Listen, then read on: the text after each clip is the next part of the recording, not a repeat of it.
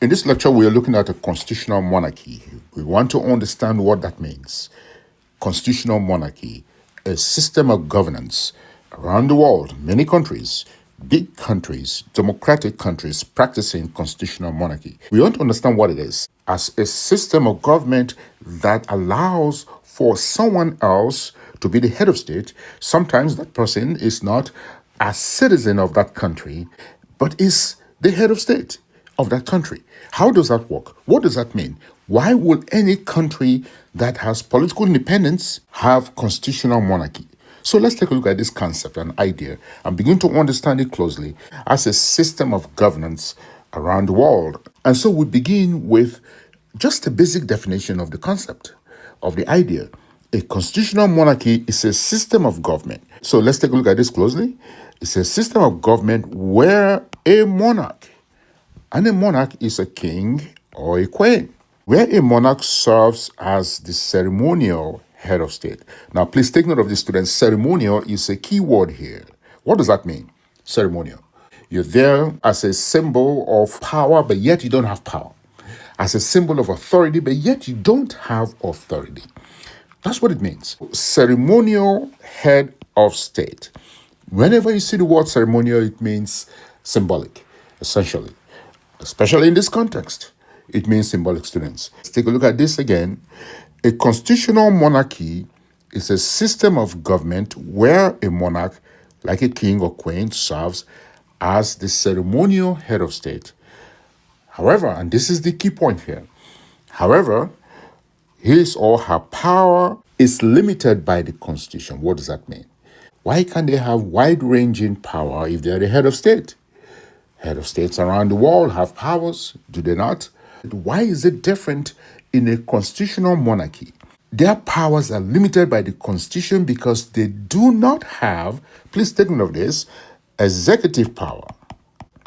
That power rests with, in most cases, the Prime Minister or the Parliament. This is Parliament. Let's spell it well. Or in most cases, the Parliament. The head of state doesn't have executive power. The head of state cannot make policies. The head of state cannot, in most cases, appoint ministers or members of government, etc. In most cases, they are just there, just like a figurine, decorative more or less, and a symbol of power, but yet there's no power in there. That is what constitutional monarchy is. A constitutional monarchy is a system of government where a monarch, king, queen, serves as the ceremonial head of state, but his or her power is limited by the Constitution.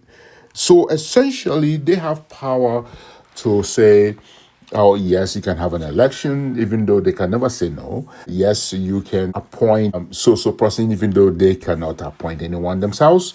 They have power to say, yes, the government can have a referendum, even though they cannot stop that or they cannot initiate that. So the government consults with the monarchy and say, Your Royal Highness, we are having an election on October 25th, for example. Do you approve? And they say, yes, we approve. Now, if they say, no, we don't approve, well, guess what? That government can go ahead. But they always approve because they know they don't have power to say otherwise. They can advise the government, of course, privately, but they cannot make decisions that impact citizens of that country. In this system, the real power of governance is vested in an elected government. Politicians who are elected by the people are the ones that are running the government. They're the ministers, heads of bureaus, and heads of agencies, members of parliament as well, elected as members of parliament, and also they are members of the executive because they're ministers in the parliamentary system of government. In this system, the real power of governance is vested in an elected government. Those who have the mandate from the people to say, run our affairs, represent us in the capital, represent us in the parliament, and be our voice. Those are the people that have the power to make decisions. They pass the laws. They hold citizens accountable. They make the budget, pass the budget. That is how constitutional monarchy works. So we'll move on and say, such as a parliament or a prime minister, right? usually are the ones with the power. The monarch's role is mostly symbolic, as we said before. Symbolic, just there, acting, etc. And they act within the bounds of the Constitution. The Constitution has prescribed their role, and as I said earlier, their role could be to advise the government. They say yes to processes. For example, if the government is about to pass a budget, they consult the monarchy and say, we're about to do this. Or if they are about to perhaps host an international event, let's say a soccer World Cup or Olympics, or what have you, they consult and say, we're about to do this. And of course, they advise, etc., etc. But they cannot make decisions. They cannot say to the country, you shall host the FIFA World Cup. You shall host the Olympic. They can say that because they have no power, because that is not within their constitutional bounds. They cannot make pronouncement on international matters, right? Except they are invited by the prime minister, the parliament, to make such pronouncement. So they are guided by constitution. They are guided by the government in power, the elected officials. And there are many countries around the world that are constitutional monarchy. A big one is Canada, of course. And Canada is the biggest country that was colonized by the British. And today, the head of state is King Charles. The monarchy is the head of state of Canada. Recently, he visited Canada to open parliament, right? At the invitation of the government. He cannot on his own say, I am coming to open parliament. He has to be invited. Australia is a constitutional monarchy, and New Zealand is a constitutional monarchy. And many countries around the world have this type of governance. They have a system of government that allows the head of state to be somebody else that is not necessarily a citizen. It's somebody else out there that may have colonized that country in the past and are now acting as a head of state. That is constitutional monarchy. Essentially, some of the advantages you could say, and many people will argue that there are hardly any tangible or profitable advantages other than that of lingering colonization in a different format. But some people say that it represents a constant and lasting connection that is ongoing to the country's past. The country was colonized by Britain, Canada, for example, colonized by Britain, and that relationship is still ongoing. The umbilical cord has not been cut because the king is the head of state of Canada. The king is the head of state of Australia. The king is the head of state of New Zealand, etc. So that relationship is still ongoing. And some people say, well, that consistency is good for the country to maintain its history and to ensure that it is keeping history intact.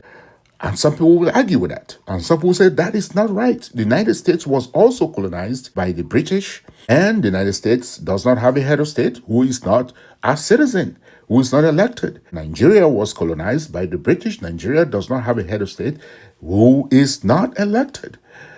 Ghana is another example. And there are many countries around the world that were colonized, but now are a republic because they have jettisoned the king and the queen, and they have their own indigenous head of state, who is indeed elected. Proponents of this point to the fact that it maintains the country's past and it makes that connection to the country's past, and history is consistent in this case. And this head of state is above politics and domestic interest because they are not a citizen of that country.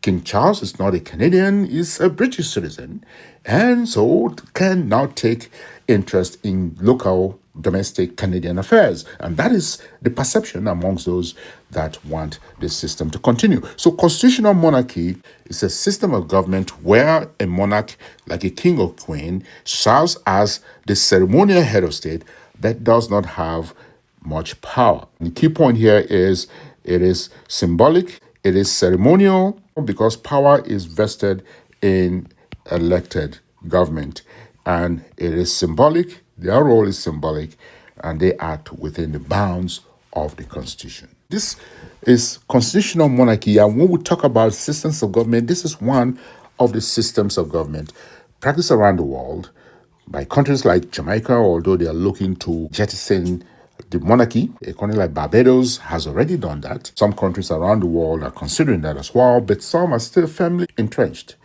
in constitutional monarchy as a system of government.